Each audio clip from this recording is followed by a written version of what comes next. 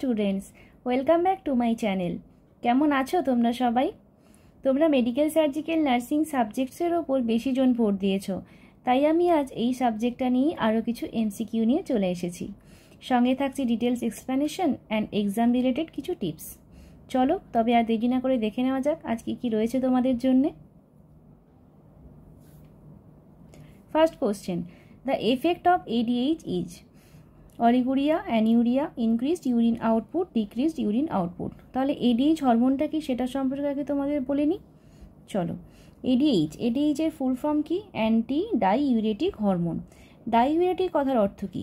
Diuretic অর্থাৎ যেটা আমাদের ইউরিন আউটপুটটাকে বাড়ায়। তাহলে অ্যান্টি ডাইউরেটিক হলে কি হবে? ইউরিন আউটপুটটা আমাদের কমিয়ে দেবে। তাহলে ADH এর কাজ কি হবে? Decrease urinary output. ADH হরমোনকে ভেসোপ্রেশনও বলা হয়। ADH হরমোন রিলিজ হয় কোথা থেকে? পোস্টেরিয়র পিটুইটারি থেকে রিলিজ হয়। পোস্টেরিয়র পিটুইটারি থেকে আরও একটি হরমোন রিলিজ হয়, কি বলো তো? অক্সিটোসিন। অক্সিটোসিন হরমোনও পোস্টেরিয়র পিটুইটারি থেকে রিলিজ হয়। আচ্ছা, এই যে হরমোনটা পোস্টেরিয়র পিটুইটারি থেকে রিলিজ হচ্ছে, এটা কিন্তু সিনথেসিস অর্থাৎ তৈরি হচ্ছে না পোস্টেরিয়র পিটুইটারিতে। এটা কোথায় তৈরি হয় বলো তো? এটা তৈরি হয় আমাদের হাইপোথ্যালামাসে। হাইপোথ্যালামাসে এটা সিনথেসিস হচ্ছে। সিনথেসিস হলো হাইপোথ্যালামাসে স্টোর হয়ে যাচ্ছে আমার পোস্টেরিয়র পিটুইটারি থেকে, এরপর বডি আমাদের প্রয়োজন অনুযায়ী এটাকে রিলিজ করাচ্ছে। কি করে এটা? Acts on kidney to increase water reabsorption in ডিসিটি and collecting duct, distal convoluted tubule and collecting duct থেকে এটা ওয়াটার রিঅ্যাবজর্পশনটাকে ইনক্রিজ করছে। ঠিক আছে, যখন আমাদের বডিতে অসমোলারিটি হাই হয়ে যায় বা ব্লাড ভলিউম কমে গেল কোনো কারণে বা ডিহাইড্রেশন স্টেট তৈরি হয়েছে, তখন কি হয়? এই যে ADH সিক্রেশনটা আমাদের ইনক্রিজ করে। তখন কি হয়? তাহলে আমাদের বডিতে যে ইউরিন প্রোডাকশন হচ্ছিল সেই পরিমাণটা কমে যায় এবং ইউরিন রিলিজটা আমাদের কম হয়। বুঝতে পারলে? আর একটা দেখো, SIADH, এই টার্মটা হয়তো তোমরা শুনে থাকবে। এটাকে বলা হয় syndrome of inappropriate ADH secretion. Okay, এতে কি হচ্ছে? এখানে ইনঅ্যাপ্রোপ্রিয়েট ADH সিক্রেশন হচ্ছে। এর ফলে কি হয়? ADH সিক্রেশনটা যেহেতু বেড়ে যাচ্ছে, তার ফলে কি হয়? বডি আমাদের ওয়াটার রিটেনশন করে ফেলে। বডি কি করে? আমার ওয়াটার রিটেনশন মানে কি হচ্ছে? আমাদের বডিতে ওয়াটারের অ্যামাউন্টটা বেড়ে যাচ্ছে। বডিতে ওয়াটারের অ্যামাউন্ট যদি বেড়ে যায়, তাহলে বডিতে কি কন্ডিশন হবে বলো তো? হাইপোন্যাট্রেমিয়া হবে। হাইপোন্যাট্রেমিয়া। আর ইউরিনে আমাদের সোডিয়ামের যে রিলিজটা হয় সেটা বেড়ে যাবে, তখন আমাদের ইউরিনে আমাদের ইনক্রিজ সোডিয়াম হয়ে যাবে। ঠিক আছে, তাহলে SIADH এর রিলেটেড যদি সাইন সিমটমস রিলেটেড কোশ্চেন আসে, তাহলে সেখানে কিন্তু আমাদের বডিতে হাইপোন্যাট্রিমিয়া হয় আর ইউরিনে সোডিয়ামটা বেশি হয়। ওকে, মনে থাকবে তোমাদের? তাহলে ADH হরমোন বললাম। তাহলে এখানে কোশ্চেন ছিল the effect of ADH is, answer হবে decrease urine output, option D. Okay, চলো next question. Knee joint is the example of ball and socket joint, hinge joint, pivot joint, saddle joint. এই যে চারটে জয়েন্টের নাম বলা আছে, এই চারটে জয়েন্ট হলো আমার সাইনোভিয়াল জয়েন্ট। এদেরকে সাইনোভিয়াল জয়েন্ট বলা হয়। জয়েন্টের তিনটে ভাগ রয়েছে, তার মধ্যে একটা হলো সাইনোভিয়াল জয়েন্ট এবং আর দুটো হচ্ছে একটা ফাইব্রাস জয়েন্ট, আর একটা হলো আমাদের কার্টিলেজিয়াস জয়েন্ট। কার্টিলেজিয়াস জয়েন্ট। ফাইব্রাস জয়েন্ট কোথায় থাকে? ফাইব্রাস জয়েন্ট থাকে আমাদের স্কালবোন। ওকে, আর কার্টিলেজ কোথায় থাকে? স্টারনামে থাকে, তারপর তোমার ভার্টিব্রাতে থাকে, সিম্পাইসিস পিউবিসে থাকে, এপিফাইসিয়াল প্লেটসে থাকে। এই সমস্ত জায়গায় আমাদের কার্টিলেজিয়াস জয়েন্টগুলো থাকে। আর এই সাইনোভিয়াল জয়েন্টের যে চারটি ভাগ বললাম, এগুলো তোমাদেরকে বলে দিই কীরকম হয়। তোমরা ছবিগুলো দেখে নেবে, তাহলে ছবিগুলো মনে থাকলে কিন্তু জয়েন্টটা কোথায় থাকে তোমরা রিলেট করতে পারবে। ওকে, দেখো, বল অ্যান্ড সকেট জয়েন্ট মানে একটা বল থাকবে এবং তার সাথে একটা সকেট থাকবে, তার মধ্যে আমার এই বলটা আটকে থাকবে। এই জয়েন্ট, এই বল এবং সকেট যদি থাকে, তাহলে এটা আমাদের তিন দিকে আমাদের মুভমেন্ট করতে পারবে এবং এটা হয়ে যাবে আমাদের যেখানে আমরা সাইক্লিক মুভমেন্ট করতে পারি, মানে রোটেশনাল মুভমেন্ট যেখানটা হয়, সেই সমস্ত জায়গায় আমার বল অ্যান্ড সকেট জয়েন্ট থাকবে। তাহলে কোথায় থাকে বলো? আমরা শোল্ডার জয়েন্টটাকে রোটেট করতে পারি, হিপ জয়েন্ট রোটেট করতে পারি। তাহলে এখানে বল অ্যান্ড সকেট জয়েন্টের মধ্যে হিপ জয়েন্ট হবে আর হবে শোল্ডার জয়েন্ট। হিপ জয়েন্ট আর শোল্ডার জয়েন্ট। ওকে, এবারে দেখো হিঞ্জ জয়েন্ট। হিঞ্জ জয়েন্টটা কীরকম, এই যে তোমার এইরকম একটা মধ্যে এটা থাকছে, তাহলে এটা আমার হচ্ছে দরজায় যে হিঞ্জ থাকে এবং দরজা যেরকম একদিকে খোলা যায় এরকমভাবে আমার মুভমেন্ট হবে। কোথায় থাকে এগুলো, এগুলো থাকে আমাদের অ্যাঙ্কেলে থাকে, এলবোতে থাকে, নিতে থাকে, যেগুলো আমার একটা সাইডে মুভমেন্ট করতে পারি আমরা, সেটা হলো আমার হিঞ্জ জয়েন্ট। নেক্সট কী আছে দেখো, পিভট জয়েন্ট। পিভট জয়েন্টটা কীরকম, এইটুকু মুভমেন্ট করতে পারছে, এইটুকু জায়গায় মুভমেন্ট করতে পারবে। এখানে হচ্ছে তোমার একটা সিঙ্গেল অ্যাক্সিসের মধ্যে রোটারি মুভমেন্ট হবে। এগুলো কোথায় থাকে, রেডিও আলনার জয়েন্টের প্রক্সিমাল এবং ডিস্টাল পার্ট। কোথায় থাকে, রেডিও আলনার জয়েন্ট, রেডিয়াস এবং আলনার যে জয়েন্ট তার ডিস্টাল এবং proximal part, distal and proximal. Distal আর প্রক্সিমাল বলতে কি বোঝায় বলো তো, ডিস্টাল মানে দূরে, প্রক্সিমাল মানে কাছে। ওকে, আর একটা হচ্ছে স্যাডেল জয়েন্ট। স্যাডেল জয়েন্টটা কোথায়, স্যাডেল জয়েন্টটা হচ্ছে যে এই রকম একটা জিনিস, তার মধ্যে এরকম একটা জিনিস উপরে বসে থাকবে, মানে মানুষ যখন ঘোড়ার উপরে বসে থাকে তখন যেরকম দেখতে লাগে সেরকম টাইপের দেখতে লাগবে। এইটা কোথায় থাকে আমাদের, এটা হচ্ছে আমাদের থাকে carpometacarpal joint of the thumb, যে থাম্ব রয়েছে এবং থাম্বের এই জায়গাটাতে আমাদের কার্পাল মেটাকার্পাল বোনের মধ্যে থাকছে। তাহলে এখানটায় লিখে দিই কার্পো মেটাকার্পাল জয়েন্ট অফ থাম্ব। আরও একটা জায়গায় থাকে এটা, যেটা আমরা দেখতে পাই না, সেটা হচ্ছে আমাদের মিডিল ইয়ারে যে মিলিয়াস ইনকাস টেপিস থাকে তার মধ্যে মেলিয়াস ও ইনকাসের মধ্যেও কিন্তু এই স্যাডেল জয়েন্ট থাকে। ওকে, তাহলে কোথায় কোন জয়েন্ট থাকে তোমরা ছবি দেখে এরকম একটু মনে রাখার চেষ্টা করবে। আর আমাদের কোশ্চেন কি ছিল, কোশ্চেন ছিল নি জয়েন্ট কোথায় থাকে, তাহলে নি জয়েন্ট আমাদের কোথায় থাকে হলো, নি জয়েন্ট হলো আমার হিঞ্জ জয়েন্ট, যেটা আমরা এক সাইডে মুভমেন্ট করতে পারছি সেটা হবে আমাদের নি জয়েন্টের হিঞ্জ জয়েন্ট। ওকে, চলো next question. What is the priority nursing intervention for a client with gout? Gout কি, গাউট বলতে তোমরা কি বোঝো, গাউট হচ্ছে একটা ইনফ্ল্যামেটরি আর্থ্রাইটিস, যেখানে ইনফ্লামেশন হয় বিভিন্ন জয়েন্টে এবং ইউরিক অ্যাসিড ক্রিস্টালগুলো সেখানে ডিপোজিশন হয়ে যায়, জমে যায়। যে দেখো এখানে একটা এরকম বেঁকে বেঁকে যাচ্ছে বা এরকম একটা ফুলে যাওয়া, এই জিনিসগুলো হচ্ছে, এটা হচ্ছে আমার ইনফ্ল্যামেটরি আর্থ্রাইটিস। ঠিক আছে, এখানে কি হয়, ইউরিক অ্যাসিড ক্রিস্টাল হয়ে যায়, জয়েন্টে ডিপোজিশন হয়। এবং এটাতে কি হয় তোমার, এইটা ক্লিনিক্যাল ম্যানিফেস্টেশন যদি আমি বলি তাহলে ছবিটা তো দেখতেই পাচ্ছ, এরকম তো হবেই, তার সাথে তোমার পেন থাকবে, পেন হবে, সোয়েলিং হবে, আর হবে আমার রেডনেস। এইগুলো আমার হচ্ছে যে তোমার সিমটম, খুবই পেনফুল হয় এটা। ওকে, আচ্ছা, এখানে ড্রাগ অফ চয়েস দেখো বলা আছে allopurinol. Allopurinol drug of choice, এবং এটা কি করে, এটা আমার ইউরিক অ্যাসিড যে সিনথেসিস হচ্ছে সেই সিনথেসিসটাকে আমার কমিয়ে দিচ্ছে। ওকে, তো সেইভাবে আমার অ্যালোপিউরিনলটা ইউজ হয়। আর কি কি ইউজ হয়, আর আমাদের NSAID নন steroid anti inflammatory drug use হয়, এবং এখানে ইউজ হয় ইন্ডোমিথাসিন।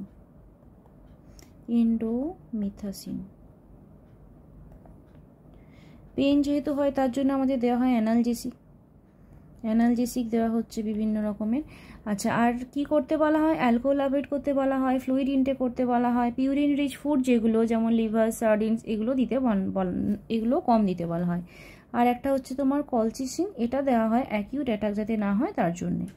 ওকে, কোশ্চেন আমার কী ছিল, priority nursing intervention. Priority nursing ইন্টারভেনশনের কোশ্চেনগুলো কিন্তু ট্রিকি হয়। এখানে অপশন দেখো, provide adequate fluid, explain the client about the dietary habits, promote bed rest, administer prescribe analgesic. দেখো অ্যাডিকুয়েট ফ্লুইড দেওয়া, ডায়েটারি হ্যাবিট মেনটেন করা, বেড রেস্ট দেওয়া, অ্যানালজেসিক, এগুলো সবই কিন্তু নার্সিং ইন্টারভেনশন অফ গাউটের মধ্যেই পড়ছে, সবগুলো কাজই আমাকে করতে হয়। এবারে যদি বলে প্রায়োরিটি কোনটা, তুমি একটা পেশেন্টের গাউট রয়েছে যার ভীষণই পেনফুল একটা সিচুয়েশন রয়েছে বা ভীষণ পেনফুল একটা ডিজিজ রয়েছে, তাহলে তুমি তো কি তাকে প্রথমে বলবে তুমি রেস্ট নাও, ঘুমাও, জল খাও, খাবার খাও, এগুলোকে তুমি বলতে পারবে? যতক্ষণ তুমি তার পেন রিলিভ করছো ততক্ষণ কিন্তু তার পক্ষে রেস্ট বা ফ্লুইড বা কোনো কিছুই তার পক্ষে টলারেবল হবে না। তাহলে যখনই এরকমের কোনো থাকবে অপশন, তোমরা দেখবে যে ওই সিচুয়েশনে কোনটা প্রায়োরিটি বা কোনটা আগে দিলে পেশেন্টের জন্য বেটার হয়। তাহলে এখানে যেহেতু পেশেন্টের গাউট মানে একটা পেনফুল কন্ডিশন, ডিজিজ প্রসেস, সেখানটায় আমার অ্যানালজেসিকটাই হবে কিন্তু প্রায়োরিটি। ঠিক আছে, এখানে অপশন ডি হলো আমার রাইট অ্যান্সার। ওকে, চলো next question. Carpal tunnel syndrome is caused by the compression of median nerve, radial nerve, ulnar nerve, femoral nerve. আগে আমাকে বলো এই কার্পাল টানেল সিনড্রোমটা কি? কার্পাল টানেল সিনড্রোম কি? কার্পাল বোন যে আমাদের রয়েছে, আমাদের রিস্টে যে কার্পাল বোন রয়েছে, সেই কার্পাল বোনের মধ্যে এটাকে যদি আমি টানেল ধরি, এখানটায় মিডিয়ান নার্ভ রয়েছে, এই মিডিয়াল নার্ভটা আমাদের ড্যামেজ হচ্ছে বা কম্প্রেস হচ্ছে। কার্পাল টানেল সিনড্রোমে এই মিডিয়াল নার্ভটা আমার কম্প্রেস হয়ে যাচ্ছে, যার ফলে কি হচ্ছে, মিডিয়াল নার্ভ যে সাপ্লাই করছে আমার ইন্ডেক্স ফিঙ্গার, মিডিল ফিঙ্গার এবং থাম্ব, এই যে তিনটে ফিঙ্গার এবং এই রিং ফিঙ্গারের হাফ পার্ট, এই চারটে ফিঙ্গার আমার নামনেস হয়ে যাচ্ছে, ওকে, টিংলিং সেন্সেশন হচ্ছে এবং হচ্ছে যে তোমার একটু ব্লুইশ বা পার্পলিশ টাইপের কালার হচ্ছে, এটাকে আমার বলা হচ্ছে কার্পাল টানেল সিনড্রোম, ঠিক আছে। এবং দেখো আর এটা কি বলো তো, উল্টো দিকে এই যে হাত জোড়ো করে রেখেছে, এটা কি জানো তোমরা? এটা হচ্ছে আমার ফ্যালেন্স টেস্ট। ফ্যালেন্স টেস্ট, ফ্যালেন টেস্টটা কি? পেশেন্টকে বলা হচ্ছে যে এরকমভাবে হাতটাকে 1 মিনিট রাখতে এবং তারপর রিলিজ করতে, তারপরে 1 মিনিট পরে যদি পেন আর টিংলিং সেন্সেশন হয় এই তিনটে ফিঙ্গারে, তখন আমরা সেটাকে বলবো পজিটিভ ফ্যালেন্স টেস্ট। এবং এটা হচ্ছে আমার কার্পাল টানেল সিনড্রোমের ক্লিনিক্যাল ম্যানিফেস্টেশন বা তোমার ডায়াগনস্টিক টেস্ট বলতে পারো। এই টেস্ট পজিটিভ হলে বুঝতে হবে যে কার্পাল টানেল সিনড্রোম রয়েছে। আর এই ডিজিজটা কাদের ক্ষেত্রে বেশি দেখা যায়? মেনলি দেখা যায় তোমার যারা কম্পিউটারে কাজ করে, যেমন মাউস নিয়ে কাজ করলে দেখবে ওই মিডিয়াল নার্ভ ওই পোর্শনটায় প্রেশার পড়ে, তো কম্পিউটার ওয়ার্কারদের ক্ষেত্রে দেখা যায়। তাছাড়া যারা ম্যাসেজ থেরাপিস্ট হয় তাদের ক্ষেত্রেও দেখা যায়, ঠিক আছে। আচ্ছা, তাহলে এখানে কোশ্চেন কি ছিল আমার? কোন নার্ভ কম্প্রেস হচ্ছে আমার এখানে? এখানে হচ্ছে আমার মিডিয়াল নার্ভ কম্প্রেস হচ্ছে, ওকে। তাহলে অপশন এ হবে আমার right answer. Next question, McBurney's point is located at. McBurney's point কোথায় থাকে? ম্যাকবার্নিস পয়েন্ট কোথায় থাকে তোমাদের দেখাই। দেখো এটা হচ্ছে আমার anterior iliac spine, anterior superior iliac spine, আর এটা হলো আমার আম্বেলিকাস। এখান থেকে যদি আমি একটা লাইন ড্র করি, তাহলে এই স্পাইন থেকে 1/3 পার্ট দূরে যেই পয়েন্টটা হয় সেটা হয় আমার ম্যাকবার্নিস পয়েন্ট, ওকে।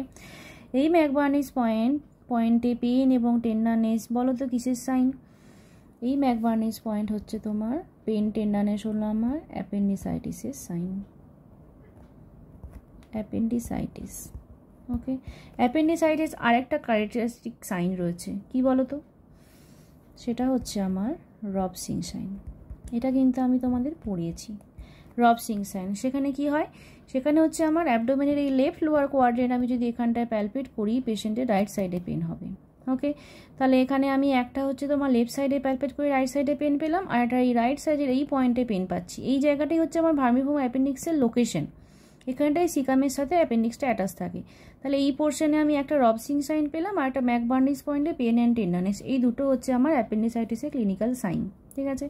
তাহলে অপশন আমার কি ছিল দেখো, midway between umbilicus and anterior superior iliac spine on right side. Right সাইডেই হচ্ছে আমাদের, তাহলে এটা হবে আমার right answer.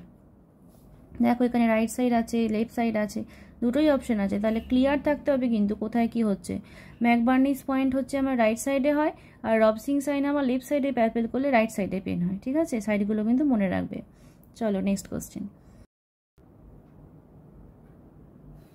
Travellers diarrhoea is most commonly caused by. Travellers diarrhoea কি? ট্রাভেলার্স ডায়রিয়া হচ্ছে যখন কোনো পিপল নর্মালি আমরা স্টুল পাস করছে একবার বা দুবার, সেখানে ট্রাভেলার্স ডায়রিয়া হলে কি হয়, দুবারের বেশি, দুবারের জায়গায় 3বার বা 4বার যখন লুজ স্টুল পাস করবে তখন সেটাকে ডায়রিয়া বলা হয়। নর্মালি ডায়রিয়া হলে কি হয়, ফ্রিকুয়েন্ট লুজ স্টুল হয়, সেটা 8বার 10বার 12বার হতে পারে, কিন্তু ট্রাভেলার্স ডায়রিয়া কিন্তু ওরকম নয়, যেখানে নর্মাল স্টুল পাসের থেকে 2বার বা 3বার বেশি স্টুল পাস করছে তখন সেটাকে ট্রাভেলার্স ডায়রিয়া বলা হয়। কার জন্যে হয়? ইন্টারোটক্সিক ইকোলাই, ইন্টারোপ্যাথোজেনিক ইকোলাই, ইন্টারো ইনভেসিভ ইকোলাই আর সিজেলা। ভাবছো যে ইকোলাই তো ছিল, এর মধ্যে আবার এতগুলো ইকোলাইয়ের ভাগ এলো কোথা থেকে? প্রত্যেকটা ভাগই কিন্তু দরকার। ইন্টারোটক্সিক ইকোলাইটা হচ্ছে আমাদের ট্রাভেলার্স ডায়রিয়া করে। ইন্টারোপ্যাথোজেনিক ইকোলাই কি করে? এটা হচ্ছে আমাদের ইনফ্যান্টের ডায়রিয়া করে। ইনফ্যান্টের যে ডায়রিয়া হয় তার জন্য আমার ইন্টারোপ্যাথোজেনিক ইকোলাই দায়ী। আর এন্টারো ইনভেসিভ ইকোলাই কি করে? একটু ব্লাডি ডায়রিয়া করে, যেটাকে আমরা বলি ডিসেন্ট্রি বলি আমরা, ঠিক আছে। তাহলে প্রত্যেকটা ভাগ কিন্তু মনে রাখবে। ট্রাভেলার্স ডায়রিয়া তাহলে কে করলো? Enterotoxic E coli, okay. চলো next question, myopia is corrected by, myopia কীভাবে কারেকশন করা হয়? মায়োপিয়া কি আগে বলি চলো। নর্মাল ভিশনে কি হচ্ছে, আমার এখানটায় একটা যেটা আমার আছে এখানে ইমেজটা, সেটা আমার রেটিনার উপরে পড়ছে। মায়োপিয়াতে কি হচ্ছে, মায়োপিয়াতে লেন্সের কনভেক্সিটিটা খুব বেড়ে যায়, সেই কারণে কি হয় ইমেজটা আমার রেটিনাতে না পড়ে তার সামনে পড়ছে, এবং এই কারণে কি হয় নিয়ার অবজেক্টটা পার্সনরা ক্লিয়ারলি দেখতে পায় কিন্তু দূরের জিনিসটা দেখতে পায় না। এখানে তাহলে কি হচ্ছে, কনভেক্সিটি ইনক্রিজ করছে। ওকে, তাহলে এখানে হচ্ছে যে আমার দূরের জিনিসটা দেখতে পাচ্ছে না, নিয়ার জিনিসটা ভালোভাবে দেখতে পাচ্ছে, এবং এই জন্য এটাকে বলা হয় নিয়ার সাইটেডনেস। আর এখানে আমাদেরকে মাইনাস পাওয়ারের গ্লাস দেওয়া হয়, মাইনাস পাওয়ারের চশমা কিন্তু আমাদের মায়োপিয়াতে দেওয়া হয়। আর হাইপারোপিয়া কি, হাইপারোপিয়াতে কি হয় ঠিক অপোজিট হয়, এখানে আমার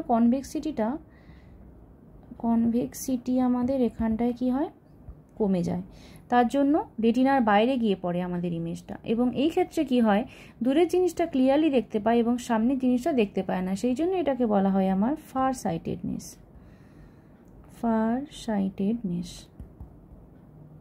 আর এখানে কি করা হয়, এখানে প্লাস গ্লাস, প্লাস পাওয়ারে চশমা দেওয়া হয়, প্লাস ডায়োপ্টার, -2 ডায়োপ্টার, এখানে +2 ডায়োপ্টার হবে। ঠিক আছে, আর এটা কি অ্যাস্টিগমাটিজম, অ্যাস্টিগমাটিজমটাকে কি বলছে, এটা হচ্ছে আমার ইরেগুলার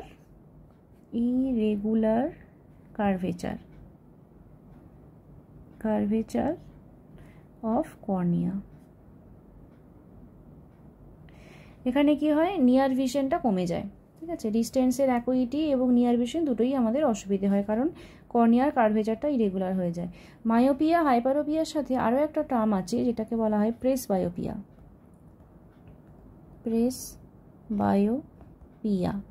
এটা কি, প্রেসবায়োপিয়া হচ্ছে যে এজ রিলেটেড কন্ডিশন যেখানে লেন্সের ইলাস্টিসিটি কমে যাচ্ছে এবং ইমেজটা কোথায় পড়ছে, বিহাইন্ড দ্য রেটিনাতে পড়ছে।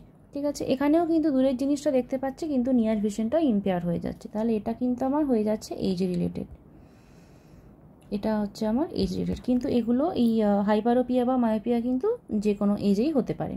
ওকে, আর কারেকশন কিভাবে করব, নর্মাল ভিশনের কারেকশনের জন্য আমাদেরকে দিতে হবে বাইকনকেভ লেন্স।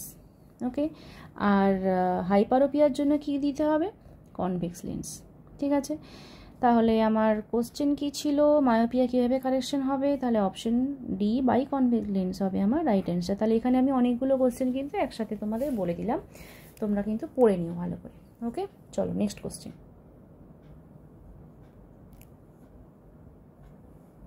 ম্যাকুলার ডিজেনারেশন কি, অপশন হচ্ছে ইনক্রিজড আইওপি, ইনক্রিজ ইন্ট্রাকুলার প্রেশারকে কি বলা হয় বলো তো, গ্লকোমা। মনে আছে আমি পড়িয়েছিলাম এটা তোমাদের। ইরেগুলার কার্ভেচার অফ কর্নিয়াকে আমাদের কি বলা হয়, এখনই বললাম আমি astigmatism. Loss of lens elasticity কি বললাম, এটাও এক্ষুনি বললাম, এটা হলো আমার প্রেসবায়োপিয়া। আর ডিটোরিয়েশন অফ ম্যাকুলা, এই যে ম্যাকুলার ডিজেনারেশন, তাহলে এটা হবে আমাদের রাইট অ্যান্সার। ম্যাকুলার ডিজেনারেশন হচ্ছে যে deterioration of macula. Okay, next. Flashing light and floaters are associated with, flashing light floaters কোথায়, মনে হবে চোখের সামনে কিছু একটা ভেসে বেড়াচ্ছে, হঠাৎ করে একটা আলো ঝটকা এলো, এগুলো কোথায় দেখা যাচ্ছে। গ্লকোমাতে তো চোখে পেন হয়, মায়োপিয়াতে তো কি হয় বললামই। টোসিসটাকে বলা হয়, টোসিস কখন বলছে, ড্রপিং আইলিড, মানে চোখটা দেখলে মনে হবে যেন বুজে আসছে। ড্রপিং আইলিড হচ্ছে আমার একটা ডিজিজ নয় বলবো না, একটা সাইন হয় আমাদের কিসের বলো তো, স্নেক বাইটের যখন পেশেন্ট আসে তখন তাদের টোসিস চেক করা হয়, যেটা নিউরোটক্সিক স্নেক বাইট হলে টোসিস হচ্ছে একটা আমার সিমটম দেখতে হয়, টোসিস দেখতে হয়। আচ্ছা, আর হচ্ছে রেটিনাল ডিটাচমেন্ট, এখানে অপশন ডি রেটিনাল ডিটাচমেন্ট হবে রাইট অ্যান্সার। রেটিনাল ডিটাচমেন্ট হলে ফ্ল্যাশিং লাইট ফ্লোটার্স এগুলো দেখা যায়। Okay, next. Trachea is lined by, ট্রাকিয়াতে কী ধরনের সেল থাকে, stratified squamous epithelium, cuboidal epithelium, simple columnar epithelium, pseudo stratified columnar epithelium. এখানে অ্যান্সার হবে D, pseudo stratified columnar epithelium হলো আমার right answer. Okay, next, deep vein thrombosis is renders a person at a risk of. Deep vein thrombosis, deep vein থ্রম্বোসিসে কী হয়?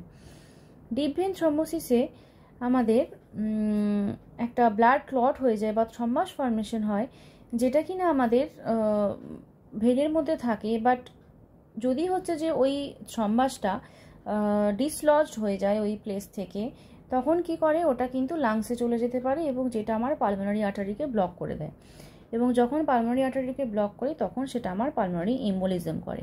তাহলে এখানটা deep vein থ্রম্বোসিসের risk হচ্ছে যে পালমোনারি এম্বোলিজম। আর ডিপ ভেন থ্রম্বোসিস মেনলি কোথায় হয় বলো তো? মেনলি কিন্তু লেগে হয়, পায়ের ক্ষেত্রে মেনলি ডিপ ভেন থ্রম্বোসিস হয়। Okay, next, barrel chest is seen in. Barrel chest কোথায় দেখা যায়? ব্যারেল চেস্ট দেখা যায় আমার নিউমোনিয়া, রিকেট, কাইফোস্কোলিওসিস, এমফাইসিমা। এটা আমার দেখা যায় এমফাইসিমাতে। কি হয় এমফাইসিমাতে? কি হয়, লাংসগুলো কিন্তু ক্রনিক্যালি মানে বেশিরভাগ সময়ই এয়ার দিয়ে ওভার ইনফ্লেটেড, মানে সবসময় বেশি বেশি ফুলে থাকছে। যে আমার এয়ার প্যাকেটগুলো রয়েছে লাংসে, সেগুলো সবসময় বেশি বেশি করে ফুলে থাকছে। তার জন্য কি হচ্ছে, রিপ কেজটাও ফুলে থাকছে, এবং সব বেশিরভাগ সময় এটা এক্সপ্যান্ডেড থাকার জন্য কি হচ্ছে, আমাদের চেস্টটা ব্যারেল শেপের বা ব্যারেলের মতো শেপ হয়ে যাচ্ছে। তো ব্যারেল চেস্ট আমার এমফাইসিমাতে দেখা যায়।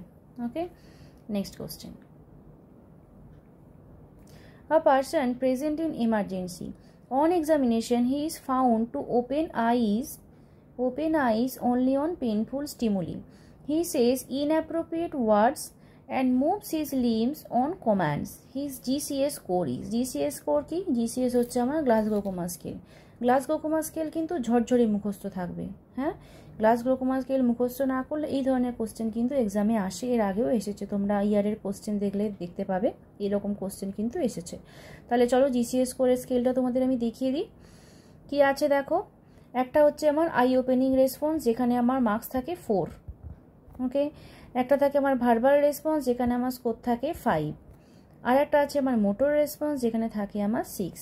তাহলে টোটাল স্কোর আমার কত হলো? টোটাল স্কোর আমার হলো যে 15, এবং 15 স্কোর যখন হয় সেটাকে আমরা বলবো বেস্ট রেসপন্স। Best response. একটা হচ্ছে যে আই ওপেনিং স্পন্টেনিয়াসলি হবে, আর একটা কথা বললে হবে, আর একটা পেনে হবে, আর একটা নো রেসপন্সে হবে। এখানে আমাদের কোশ্চেনে কী ছিল, শুধুমাত্র পেনফুল স্টিমুলিতে সে অ্যান্সার করছিল। তাহলে এখানে ছিল আমার অপশন, এখানে আমার 2 পেন, মানে আমার এখানে আমি 2 স্কোর লিখলাম। ভার্বাল রেসপন্স, কীভাবে কথা বলছে, রেসপন্স কীভাবে করছে, oriented to time, place and person, মানে তাকে কোশ্চেন জিজ্ঞেস করলে সে বলতে পারছে যে আমি হসপিটালে রয়েছি, এখন এই সময় আমি এই জায়গায় রয়েছি। কনফিউজড মানে সে ঠিকঠাক বলতে পারছে না, একটা ইনঅ্যাপ্রোপ্রিয়েট ওয়ার্ডস বলছে, ইনকম্প্রেহেন্সিবল সাউন্ড মানে কিছু সারা শব্দ করছে কিন্তু সেটা তুমি বুঝতে পারছো না। আর নো রেসপন্স মানে কোনো রকমের কোনো রেসপন্স নেই। এখানে পেশেন্ট কী করছিল, এখানে ইনঅ্যাপ্রোপ্রিয়েট ওয়ার্ডস বলছে, যেটা তুমি বুঝতে পারছো যে কথা বলছে, কিন্তু কেন বলছে বা কি রিলেটেড বলছে সেটা বোঝা যাচ্ছে না। তাহলে এখানে আমার হবে কত, 3। আর এবারে মোটর রেসপন্স, ওবেস কমান্ড, তোমার সব কমান্ড সে মেনটেন করছে। মুভস টু লোকালাইজ পেন, শুধুমাত্র পেন হলে সে সেই জায়গাটা মুভ করছে। Flex to withdraw from pain, বা কোথাও পেন দিলে সেখান থেকে সরানোর জন্য সে তোমাকে সাড়া দিচ্ছে। একটা অ্যাবনর্মাল ফ্লেকশন, একটা অ্যাবনর্মাল এক্সটেনশন, আর একটা নো রেসপন্স। ওখানে কি ছিল, ওখানে কিন্তু ছিল কি ছিল বলো তো, moves his limb on commands. তাহলে কমেন্ট ওবে করছে, তাই তো। তাহলে কমেন্ট যদি ওবে করে তাহলে কত হবে আমার এখানে 6। তাহলে আমার এখানে কত হলো, 6, 9, 11। তাহলে আমার অপশন এ হবে আমার রাইট অ্যান্সার। এর সাথেই বলে রাখি, জিসিএস স্কোর যদি 3 হয় বা তার নিচে হয় তাহলে সেটা হবে আমার টোটালি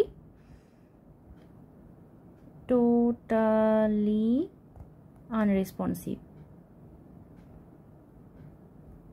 টোটালি আনরেসপন্সিভ, কারণ দেখো no response, no response, no response, তাহলে টোটালি আনরেসপন্সিভ হলো। আর যদি 8 বা তার থেকে কম হয় তাহলে আমার হবে সেটা comatose patient. Comatose patient. GCS score কখন দেখা হয়, পেশেন্ট যখন আনকনসাস থাকে বা সেমি কনসাস থাকে তখন আমরা জিসিএস স্কোর চেক করি। এছাড়াও আমরা যখন পেশেন্টের কাছে যাই তখন তো আমাদের ওরিয়েন্টেশনটা চেক করতেই হয়, টাইম প্লেস পার্সনের সাথে পেশেন্ট আছে কিনা সেটা আমরা চেক করি। ওকে, তাহলে এখানে অপশন এ 11 হলো রাইট অ্যান্সার। এখানে যে কোনোভাবে এই কোশ্চেনটা ঘুরিয়ে আসতে পারো, জিসিএস কোড কিন্তু তোমরা একদম মুখস্থ করে নেবে। ওকে, চলো next. A patient was brought to ER after head injury. Head injury একটা পেশেন্ট এমার্জেন্সিতে এসেছে। The nurse noticed that there is a clear drainage from the nose. Okay. Which of the following test is useful and most reliable to determine if the drainage is a CSF? তাহলে CSF drain হচ্ছে কিনা সেটা বোঝার জন্যে আমি কি করে বুঝবো? ওই যে ড্রেনেজটা দেখে আমি কিভাবে বুঝবো যে ওটা CSF? অপশন আছে pH test, β2 transferrin test, glucose test আর ক্লোরাইড টেস্ট। এবারে দেখো গ্লুকোজ টেস্ট করা হয় কারণ CSF কিন্তু হাইলি কন্টেনিং গ্লুকোজ, তাহলে আমরা গ্লুকোজ টেস্ট করে থাকি এবং গ্লুকোজ যে আমরা টেস্ট করি তার একটা সাইন আছে যেটাকে আমরা হ্যালো সাইন বলি। কি করা হয় এখানটায়, যে নোজ থেকে যে ড্রেনেজটা আসছে সেটাকে আমরা একটা হোয়াইট পেপার বা একটা ফিল্টার পেপারের উপর কালেক্ট করি। এরপরে দেখা যায় যে দেখো এখানে দেখো একটা ব্লাডের একটা রিং হয়েছে এবং তারপরে আবার একটা রিং তৈরি হয়েছে। ওকে, এরকমভাবে একটা রিং তৈরি হয়। এই যে ডাবল রিং সাইন বা হ্যালো সাইন এটাকে বলা হচ্ছে কেন, যে একটা ব্লাডের রিং থাকে এবং তারপরে একটা কনসেন্ট্রেটেড ইয়েলো কালারের রিং তৈরি হয় যেটা কিনা আমার CSF এর সাইন, যে CSF থাকলেই হ্যালো সাইন হয়। তো হ্যালো সাইন হচ্ছে আমাদের একটা ক্যারেক্টারিস্টিক সাইন যেটা আমার ডিটেক্ট করে যে CSF আমার সিক্রেশনের মধ্যে CSF রয়েছে। কিন্তু আবার দেখো এখানটায় β2 ট্রান্সপারেন্ট টেস্ট বলেছে। এই β2 ট্রান্সপারেন্টটা হচ্ছে যে শুধুমাত্র CSF-এই থাকে, শুধুমাত্র CSF-এই থাকে। ওকে, তাহলে গ্লুকোজ টেস্টও হতে পারতো, আবার এই β2 ট্রান্সপারেন্ট টেস্টও হতে পারতো। কিন্তু এই গ্লুকোজ টেস্টে মানে যেটা হ্যালো সাইন বললাম সেখানে রাইনোরিয়া যেটা হচ্ছে আমাদের বা নোজ থেকে যে সিক্রেশনস আসছে সেখানটায় কখনো কখনো ফলস পজিটিভ রেজাল্টও আসে। কিন্তু এই বিটা ট্রান্সপারেন্ট টেস্টটা কিন্তু আর অন্য কোথাও অ্যাভেলেবেল নেই, সেই জন্য বিটা ট্রান্সপারেন্ট টেস্টটা হচ্ছে যে আমার একমাত্র CSF ক্লাসিফিকেশন বা CSF আইডেন্টিফিকেশনের জন্যই আমরা ইউজ করে থাকি। তাহলে এখানের এই কোশ্চেনের যে অপশনগুলো আছে এর মধ্যে কিন্তু অপশন বি হতো আমার রাইট অ্যান্সার। কিন্তু যদি এখানে β2 ট্রান্সপারেন্ট টেস্ট অপশনটা না থাকতো তাহলে কিন্তু আমরা গ্লুকোজ টেস্ট হতো। বুঝতে পারলে? গ্লুকোজ টেস্ট অর্থাৎ হ্যালো সাইন যেটা আমরা বললাম, হ্যালো সাইন কিন্তু আমার হতো। কিন্তু যেহেতু এখানে β2 ট্রান্সপারেন্ট রয়েছে সেই কারণে এখানে এটা আমার রাইট অ্যান্সার হবে। বুঝতে পারলে? চলো next question. A 26 years female client has undergone spinal anesthesia. The nurse should immediately position the client in which of the following position? অর্থাৎ স্পাইনাল অ্যানেস্থেশিয়া থেকে একটা পেশেন্ট এসেছে, তাকে আমরা কি পজিশন দেব, এই হলো আমার কোশ্চেন। দেখো স্পাইনাল অ্যানেস্থেশিয়া যখন দেওয়া হয় তারপরে পেশেন্টদেরকে আমরা 6 থেকে 12 ঘন্টা সুপাইন পজিশনে রাখার চেষ্টা করি। কেন করি? তার কারণ হচ্ছে যে CSF লিকেজ হতে পারে যে জায়গাতে আমরা পাংচার করেছি সেই জায়গা থেকে, এবং যেটা কিনা আমাদের হেডেকের জন্য দায়ী। তাহলে এই পেনফুল হেডেক থেকে আমরা প্রিভেন্ট করার জন্য পেশেন্টকে সুপাইন পজিশন দিই। এছাড়াও কি হয়, যদি আমরা পেশেন্টকে সুপাইন পজিশনে রাখি তাহলে এই CSF এর যে প্রেশারটা থাকে সেটাও আমার কিন্তু ব্যালেন্স থাকবে বা মেনটেন হবে, ইকুয়ালাইজ থাকবে, এবং যার ফলে কিনা নিউরনগুলো আমার ট্রমা থেকে প্রিভেন্ট করতে পারবো আমরা। তো সেই কারণেই আমরা স্পাইনাল অ্যানেস্থেশিয়ার পরে পেশেন্টকে সুপাইন পজিশনে রাখার চেষ্টা করি। এছাড়াও তোমরা দেখবে মোস্টলি পোস্ট অপ পেশেন্টদেরকে কিন্তু আমরা সুপাইন পজিশনেই রাখি, যতক্ষণ না পেশেন্টের সেন্স ফিরে আসছে ততক্ষণ পর্যন্ত, বা আমরা সুপাইন পজিশনটাই মেনলি প্রেফার করি আফটার ওটি পেশেন্টদের ক্ষেত্রে। ওকে, দ্যাটস অল ফর টুডে। তোমরা এই সমস্ত কোশ্চেনগুলো বাড়িতে প্র্যাকটিস করো এবং পড়াশুনো করবে তোমরা মন দিয়ে। কেমন লাগলো ভিডিওটা তোমরা আমাকে জানিও, আর এরপরে তোমরা কি ভিডিও দেখতে চাও সেটা আমায় কমেন্ট করে জানিও। ওকে, দেখা হচ্ছে তাহলে নেক্সট ভিডিওতে। সবাই ভালো থেকো এবং মন দিয়ে পড়াশুনো করো। ওকে, টাটা।